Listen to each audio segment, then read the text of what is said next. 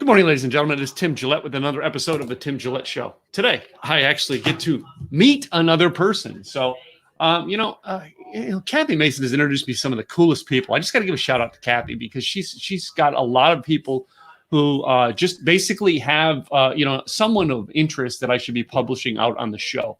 So today's no exception. Today we're going to bring on Michael Orwig. All right, I really, other than reading a few things on his website, don't know a lot about Michael. So we're going to find out all about him on screen today, about how he helps people, how he connects people, his history, maybe where he came from. I don't know. Maybe he'll even talk hairstyles with me. I don't know. We'll see what he talks about. Let's bring him on air and find out about who he is. Michael Orwig, how are you, my friend? Welcome. Very well. Thank you. So how's the world going on where you live? Where do you live, I should ask? I'm in Denver, south side of Denver, and it's extraordinarily peaceful here. We have my own little personal sanctuary here at the house, and it's kind of like being in a bubble around the outside of the insanity that unfortunately so much of the world likes to live in. But I disconnected from the fear matrix so long ago, and gosh, I mean, I know the people out there are well-meaning, but every time I see somebody walking around with the mask on, you're going, you've bought into the fear, and I mean, just why not stamp it on your forehead? And well-meaning people, they don't want to get sick or whatever, but there's so many agendas in play that you have to be aware of. But for us, it's been extraordinarily peaceful. I've got my two books kind of behind me, the red and the blue one on either side of my, if the glare doesn't get you or whatever. But I write about the new children. And about a month before the insanity started, I had already had the thought to start in on the third book in the series. So I was already re-engaged in writing. And this is like a great sabbatical to write, or I'm creating a set of coursework along the lines with some of the material. And a lot of people are having homeschool now. And just a little few, yeah. I'm designing it for that. I'm not trying to introduce what I do through the regular education side. They have their own shtick and they're going to do what they're going to do. But like one of my favorite questions I love to ask people now, because it's a piece that I'm writing, is if Tim was in charge of the education system, what would Tim teach? And everybody has a different answer. Yeah. And it's always based on their own personal story and where they felt that they were let down by the system, if you want to say it that. Yeah.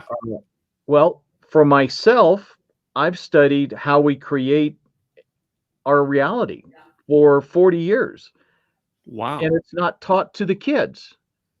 I mean, can you imagine teaching children from age 8 how they are creating their reality in a childlike form by modeling it as an adult and on down the line, so that instead of being manipulated, they realize there's no victimhood. I'm consciously working with my reality. And obviously you take that kind of information and you have to break it down at different levels for different age groups.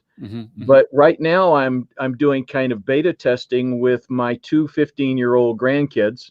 They're a pair of twins.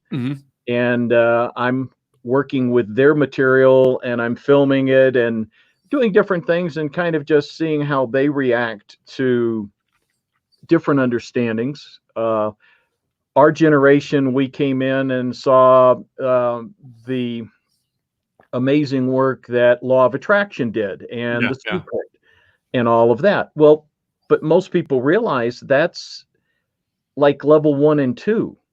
It's not the complete story.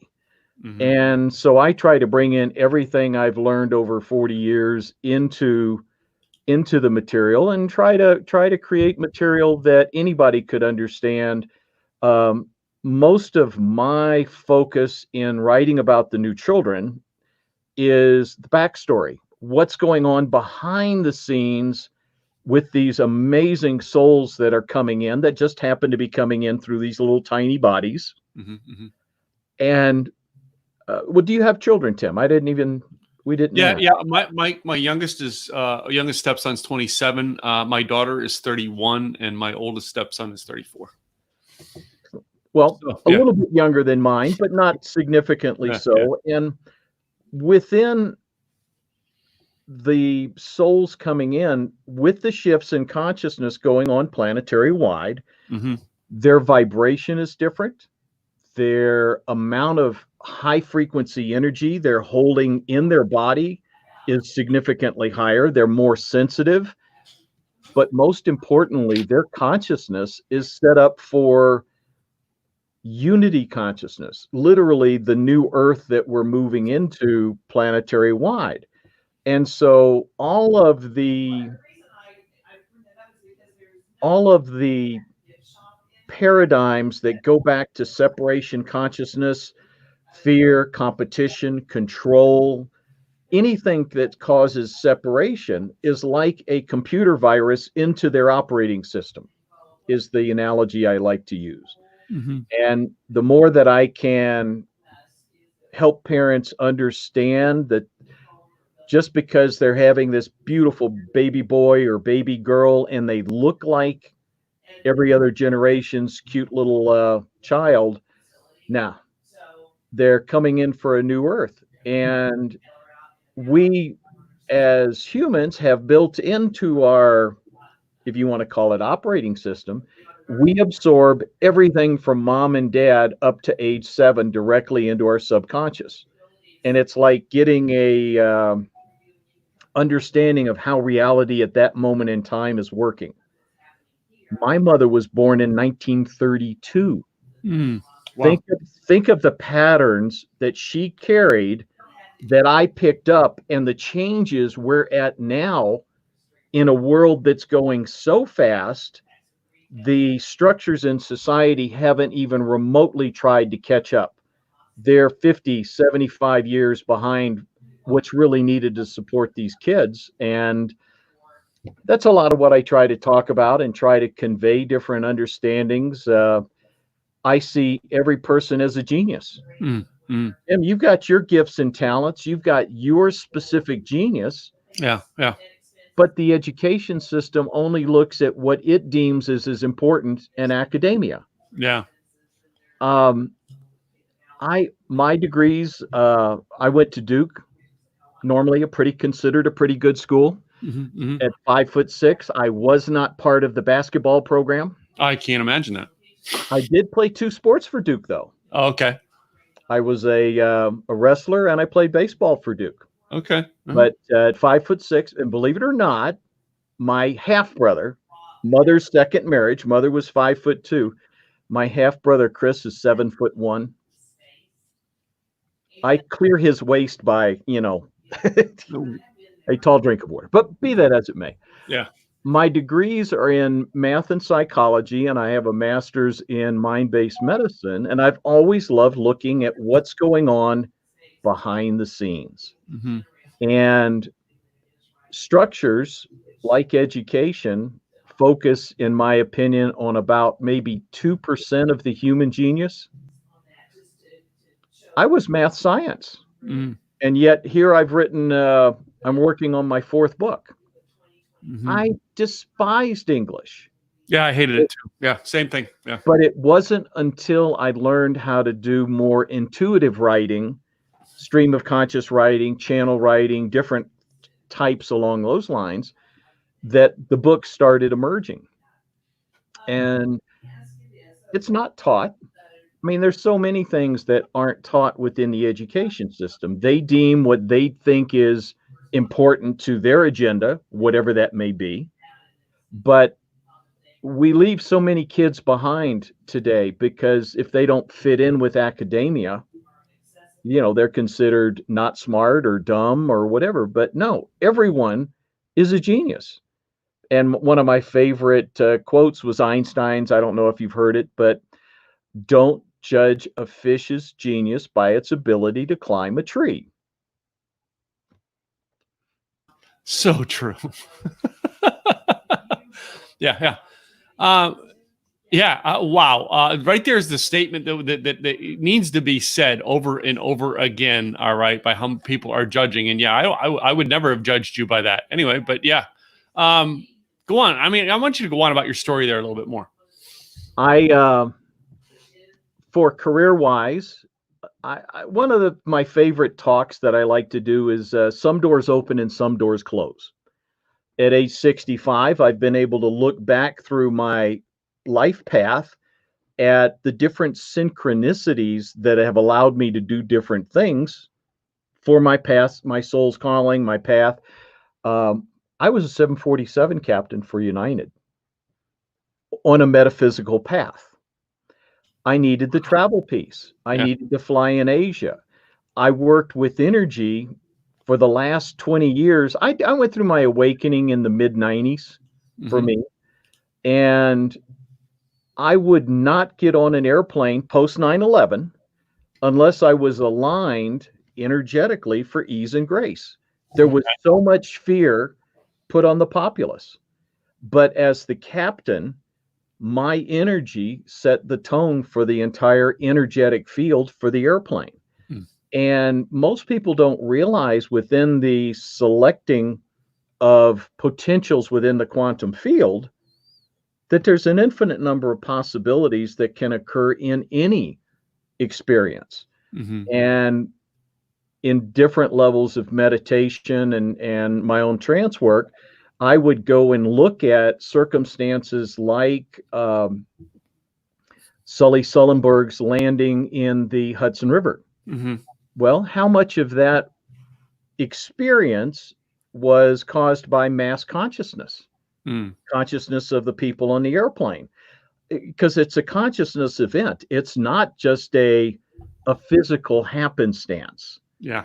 And then I would do the same thing on a couple of my own experiences. But it's interesting. It's easier for me because I teach 737s at the training center now. It's easier for me now to talk about energy as a captain and their state of mind, their state of being when a new captain comes to me for training and I'm talking to him about advising him on what to do when he gets on the airplane.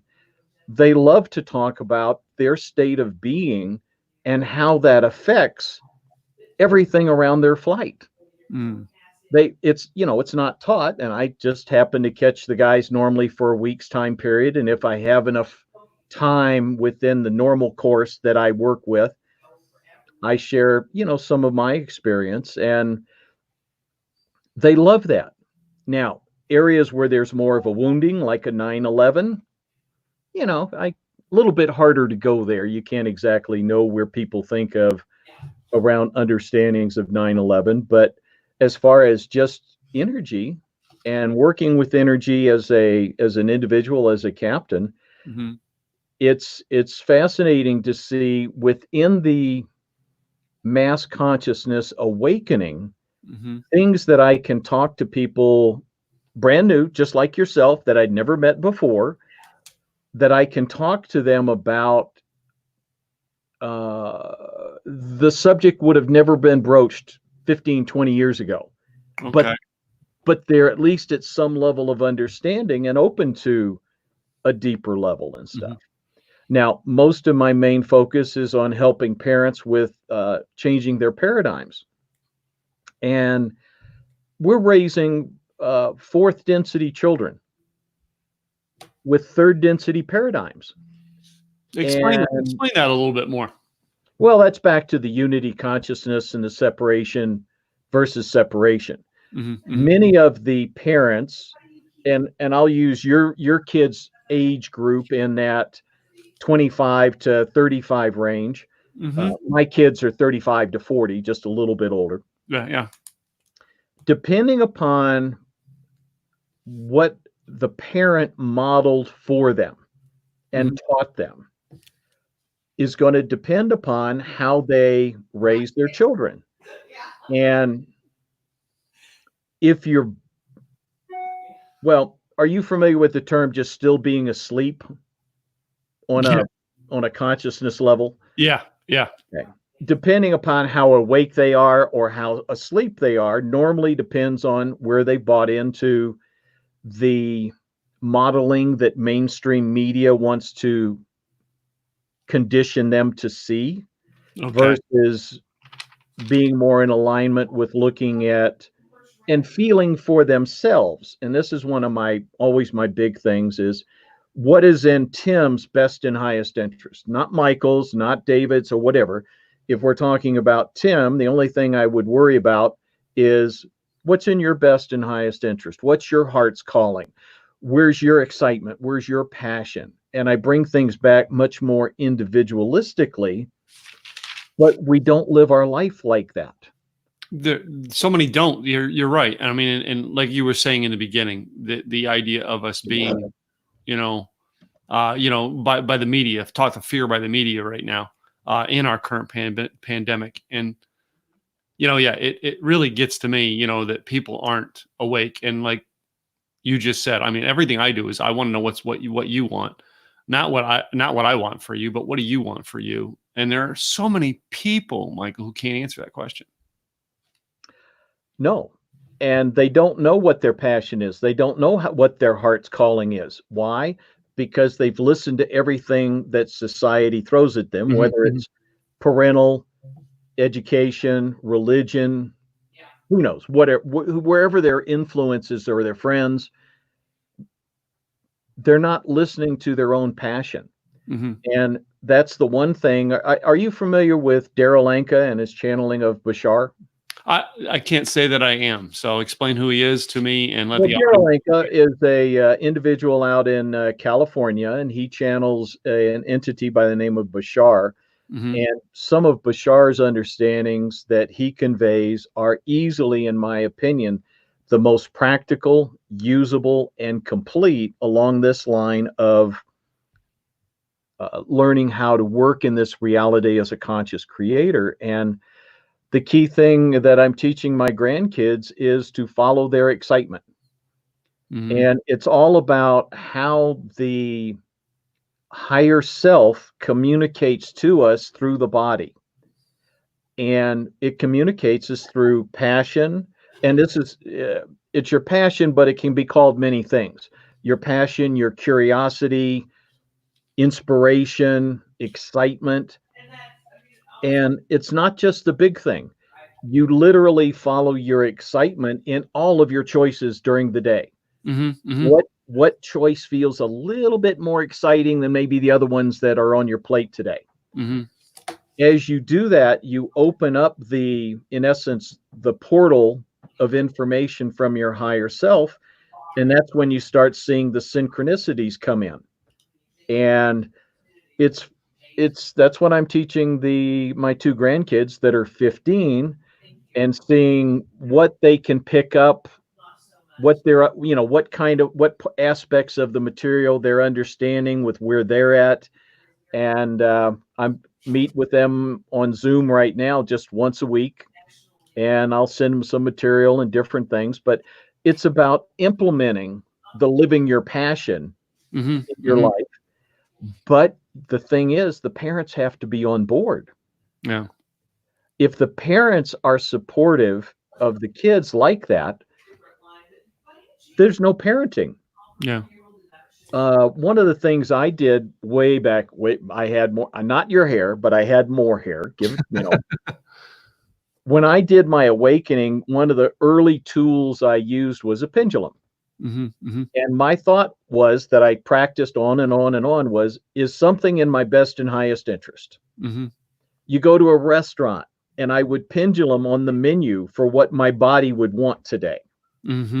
Now I realize if I got to the chocolate cake, maybe there was a little bias going on there. But maybe I have a sweet tooth. Maybe. Yeah, just maybe. You recognize your biases. Yeah. You recognize when you have an attachment to the outcome. Well, I got divorced in 98. So of course, then, you're pendulum to see if this real lovely lady wants to go out with you or not. You have no attachment to the outcome there.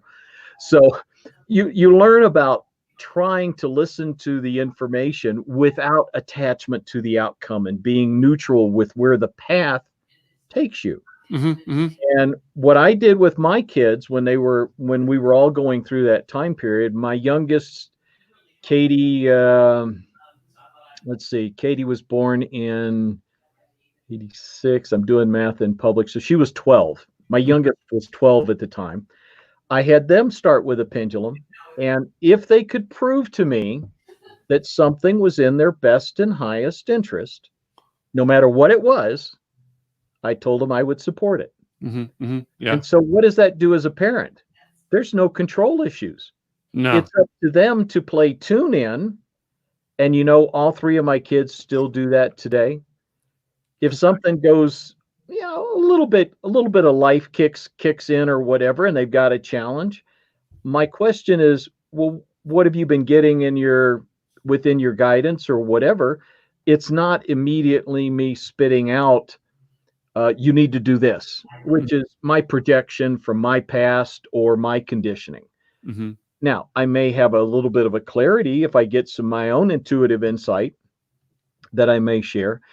But to me, parenting is about assisting these amazing, amazing souls that are coming into the planet and not trying to control it. These individuals are coming in for a new earth. I don't really know completely what that's going to look at. I have some ideas, but does anybody really know what this planet will look like 10 years from now? Well, if you base it on the last 10 years, no. No. And it's exponential right now. There are so many shifts going on at a rapid pace, but what do most people do? They live in the past. And just like Trump's phrase going into the election last time around, make America great again. It was that concept of we're going to roll back time back to the old days when you were in charge. At least that's one of the thoughts around that. It's about rolling back to go back, to the good old days, the way it was. No, we're leaving those completely behind and moving into a much higher energetic, a much higher vibration. And Mother Earth has already gone there. And one of the things I do teach, Tim, is in regard to the earth energies, she's like the drummer to the band. Where she takes the beat, where her vibration goes as a conscious entity, every organism, plant, animal, human on this planet has to shift with that vibration, or they'll simply go elsewhere. But there's a transition time period, and that's what we're in right now. And that's why you see high frequency levels of consciousness in some areas and some extremely low. It's like two separate realities coexisting, and I can see them. And this comes back to one of your early questions that you asked, how are things here? Yeah. Well, I'm not part of the crazy reality that's going on there, seeing it as a pandemic. Mother Earth will not allow a pandemic. It affects her vibration, and that's the neat thing. Yeah. But most people don't understand that. They only understand what mainstream media has been telling them, or if they buy into the doctors. But the way and I'm talking behind the scenes type stuff that the average person doesn't know. Mother Earth, if there was a pandemic, it would affect her vibration.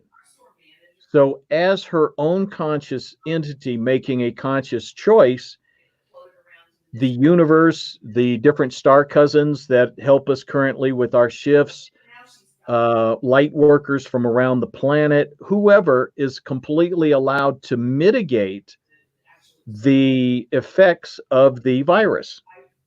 Whereas it could have been much worse, but no, free will choice allows the individuals to release the virus on the public. But Mother Earth's free will choice allows that to simply be mitigated. And most people don't understand, honestly, the soul's path and death. I could die and choose to leave with a hangnail. It's always the soul's choice to leave when the soul wants to. There is no victimhood ever. So, I mean, and I've heard that. I mean, I've heard stories like that, Michael, with like, someone who, gets locked into a freezer and they think they're freezing to death. All right. When in reality, it was unplugged. All right. It's like their mind checked into it. They created a reality. They created a reality and froze to death by their mind's consciousness. So within this virus, what's worse, the fear or the virus itself? The fear. I know that. Fear. And that's why you see the government have everybody wear masks, because as soon as they see the mask, it says, be in fear.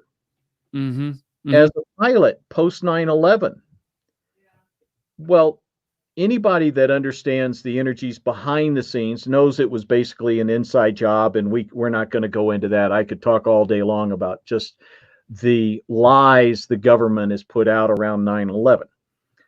But those airplanes did not bring down the buildings, or none. Jet fuel burns 1,000 degrees colder than is needed to melt the steel. 1,000 degrees, not 500, not 100, 1,000 degrees colder. I'm not saying airplanes didn't hit the buildings, but that's not what brought the buildings down. And I digress. We'll go off that. But there are agendas to create fear in society. This is one of them. And it's the fear that's causing the problem with people, not the virus. The virus does affect people with weakened immune systems. It does. But then the fear is just as bad, if not worse. And trying to get people to understand that there is no victimhood. I've laughed at some of the cartoons that have come out where I saw one my wife showed me. This guy was on the at the hospital on the table, and the doctors and the nurses are looking at him, and it says, "Yes, doctor, he flew through his windshield, trampled by a herd of cows, and something else happened to him." The doctor turns and says, "Yes, another COVID-19 case." Yeah. And you're going,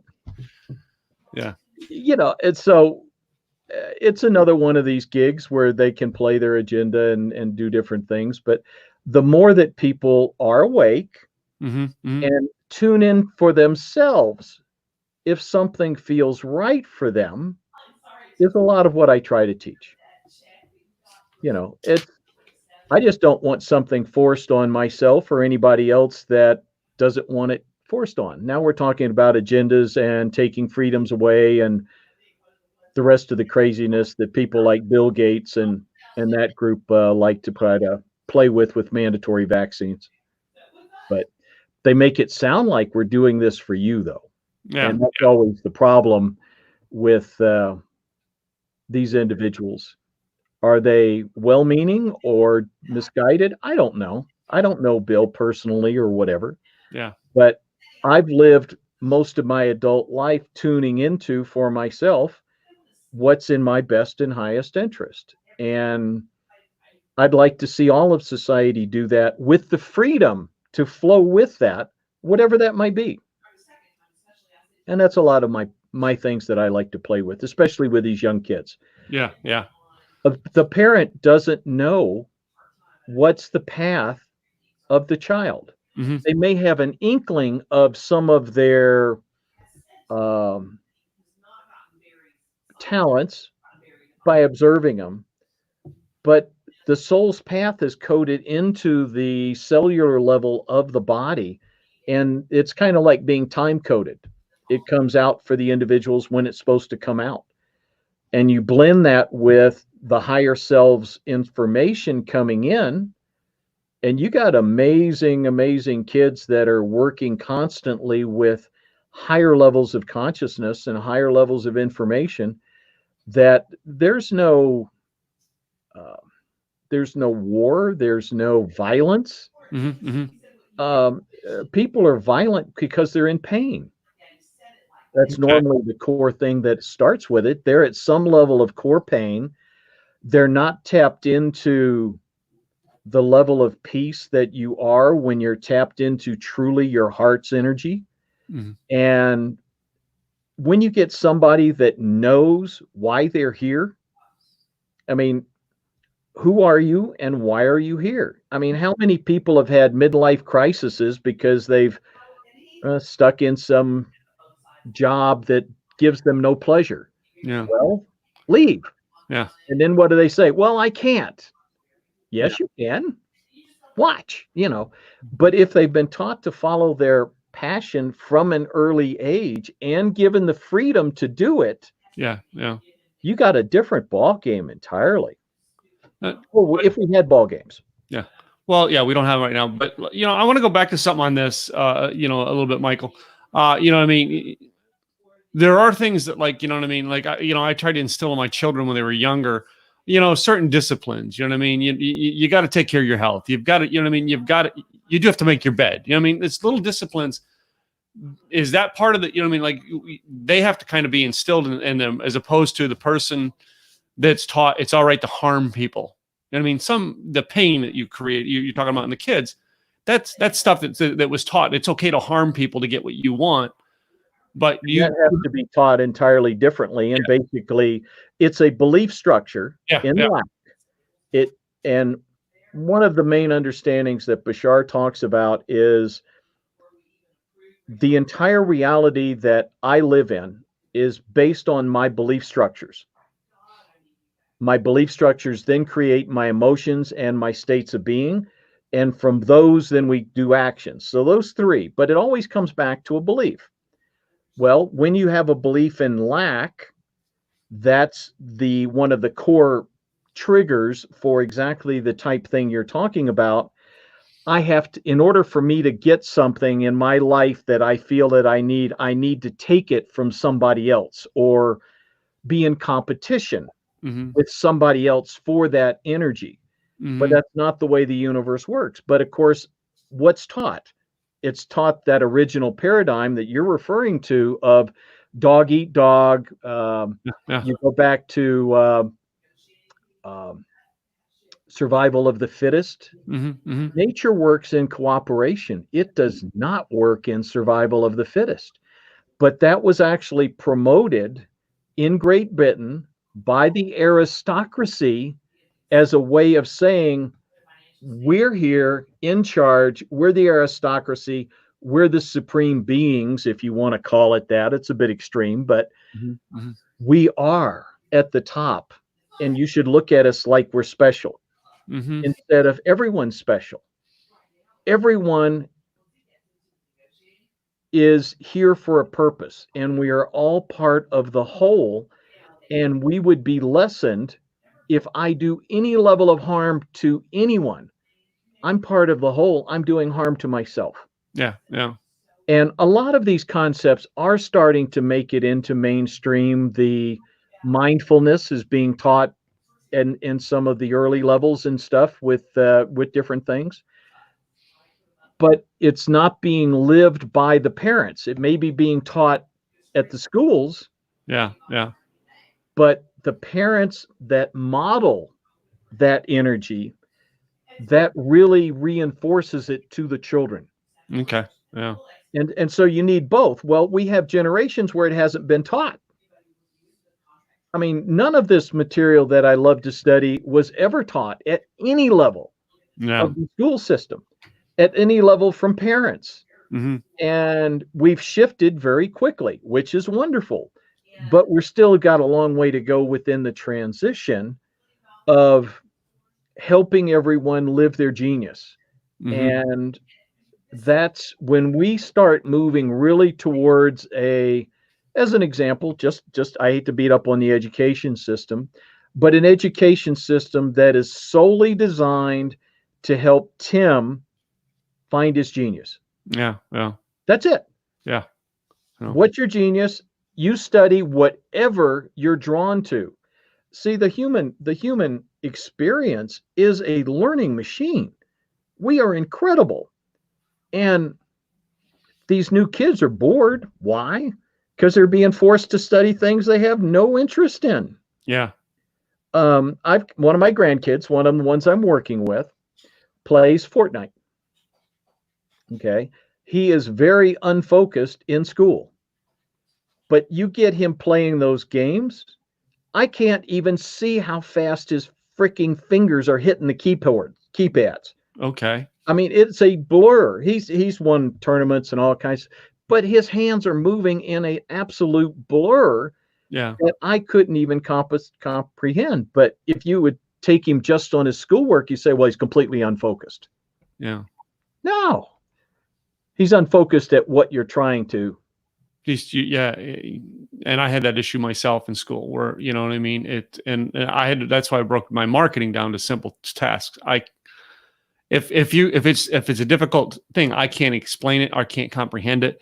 I have to break it down. I tell people, like, I had a lady on who was a teacher the other day, and I said, if it's past seventh, I remember sixth, seventh grade was the hardest for me to get through, because it was now going off in directions I really wasn't interested in learning yet. Yeah. But maybe at a later time. Yeah. I learned it later in life. I was ready to learn it. When I was ready to learn it, came in. So, but no, it's always fascinating, the timings. Yeah. And trying to force something or someone or in an event outside of timing never works well. Yeah. It just doesn't flow. But then when the timing's right, I was watching one of the world championships of public speaking. I do Toastmasters, my wife and I. And this gal that won, she won the competition, was a Black woman, and she was describing how she had quit college, basically dropped out, not one, not two, not three, 4 times. Wow. And yet later, when she was ready, she went back, got her degree, graduated magna cum laude. Okay. And she had dropped out 4 times. Wow. So it's crazy the paths we take as a human, and it's such a joy. I mean, I love to do my hypnosis work, and one of the things I do, Tim, is I hypnotize parents to get information behind the scenes about what's going on with the kids. Wow. In other words, their soul's path. Why are they here? And normally, how best can Tim support John, Sue, Charlotte, or whoever your child may be at the time? Mm-hmm. And I get some absolutely fascinating information in different trance states with the women I work with. Cool. Well, Michael, what is one way that people can actually get a hold of you, all right, if they want to go into getting some more information about this and learn more about you? Easiest way to learn really more about me is go to my website, michaelorwig.com. I also do interviews, and I've got on the website, currently I've got 2 full seasons of interviews I've got up on different subjects around the new children, parenting, and the shifts going on. My best way to contact me directly is just with my email, crystalfalcon747@gmail.com. And I'd love to work with different people. I'm presently working on creating some different course of studies that can either be done strictly by watching the videos and then implementing the material, or I'm probably going to do it as some form of interactive, a combined video and personal work. But that's in the works still. That's all putting all that together at the current time. Well, it's been cool learning this from you today, Michael. But we've got to wrap up the show, unfortunately. But before we do, I have a game. Have you heard about my game? Go for it. Oh, man, this is a game I like to play, asking people about 8 or 9 this or that questions, so people get a personal side of you. So, I learned this from Sammy Hagar, and I kind of picked some of them I think are related to you, and some of them are just general. So let's start with this one. I like to see who the people are, who are the geeks like me, who are either into Star Wars or Star Trek. All of the above. You didn't start with one and move to the other? Well, Star Trek came out before Star Wars did. Yeah. And I'm old enough. All of virtually every sci-fi space adventure movie I've seen of every type. Yeah, cool. Pretty much every one of them. And of course, probably it started back in the day with Star Trek and the William Shatner, Leonard Nimoy version of the original Star Trek.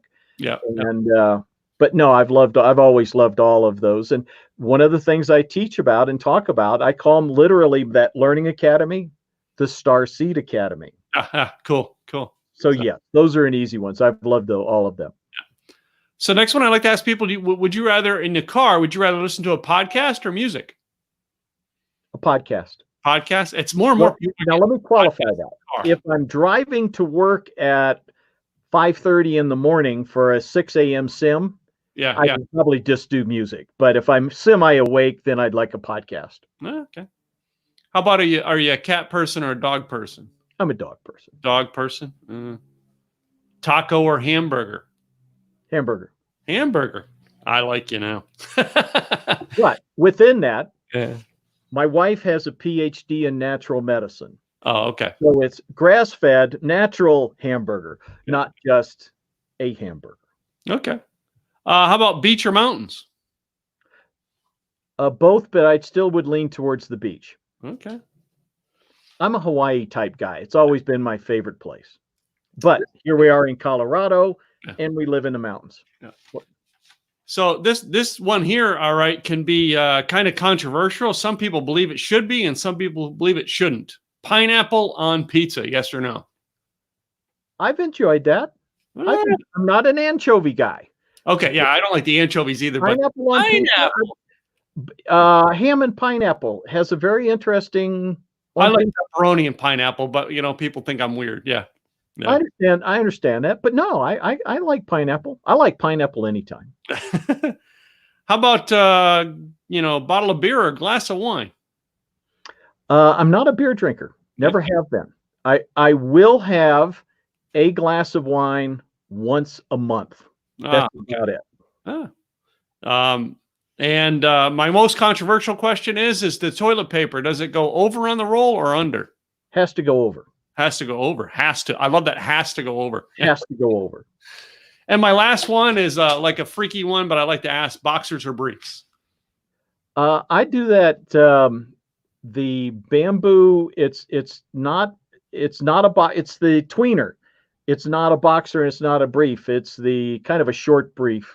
Yeah, I mean, it's a short boxer if you want to call it that or whatever. But yeah, it's kind of a tweener between them. Yeah, it's one of those. It's like who knows, but it's not that bad of a test. But anyway, so how'd I do? You did good. You did good. It just shows that everyone has different, exactly what you've been teaching us for the past half hour. Everyone has differences. That's it. There's no wrong answer. It's just everybody likes it or grew up or what they seem to come up as to them matters to them, and that's what I like about that game. So. There is an infinite number of experiences out there. Whatever floats your boat, have a blast, enjoy. Yeah. So, Michael, one more time, tell everybody your website so they can hear it on the audio as well as on here, and how they get a hold of you. It's my name. It's michaelorwig.com, and I've got some incredible videos up there already. And my email, crystalfalcon747 @gmail. So it's Crystal, just like a crystal, Falcon, just like the bird. And I flew 747s for a really long time for United @gmail.com. Okay. Well, I thank you personally Michael for coming on the show today, and you, the guests. I want to thank you guys for listening in right now and actually, paying attention to this and getting some great information. Do me a favor, subscribe to our podcast on both iTunes, YouTube, and Anchor FM. I'm Tim Gillette with the Tim Gillette Show. We want to thank Michael Orwig for coming on the show today, and we will see you guys next time with another great interview. I'm Tim Gillette. Bye now.